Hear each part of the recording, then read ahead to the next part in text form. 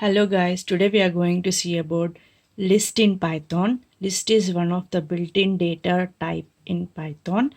A list contains heterogeneous data types and a list is mutable. That means you can change the values of the items inside a list. You can see the syntax. It is given as list name, assignment operator, and within the square brackets we have the items. These items can be integers, floats, characters, or strings. And whereas it comes to list name, it is user defined, so you can write any name of your choice. When you see a list, for example, a list here contains the items program, that is all single digits, single characters. One distinct feature of a list in Python is it is going to have both positive index and a negative index. When you move from left to right, you have the positive index which starts at 0 and ends at 6. And when it comes moving from right to left, you have indexing starting from -1 and ending at -7. If we are clear with this indexing part of the list, we can do one important operation for accessing the elements inside a list, which is known as slicing. So this is about slicing. So you see the colon operator used for slicing. The syntax of slicing is start, stop, and step. Start, stop, and step will have default values. Like start is going to have 0 by default, stop is till the end of the list, and step is the incrementing part, or the way you pick the items, either it is one by one or alternatively will be specified by a step. The default value of step is 1. One important point regarding stop is if I write my stop value as n, then my slice will get stopped, slicing will stop at -n-1. That means if I want to stop at 5, I have to specify my stop value as 6. If I specify my stop value as 10, my slicing will stop at 9.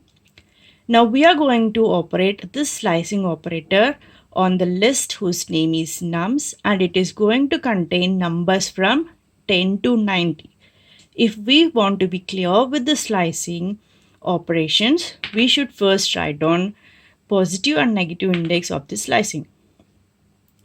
So this is how we are going to write our list slicing positive and negatively.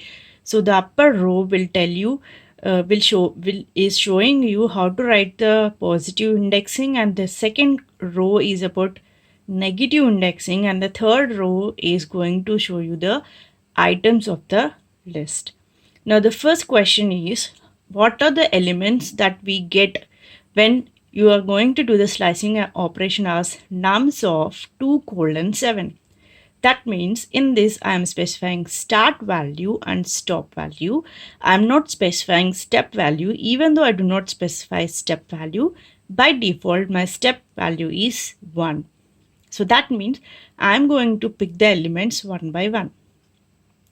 So when it is 2:7, my start is value, my slicing will start at 2 and my slicing will end at 6.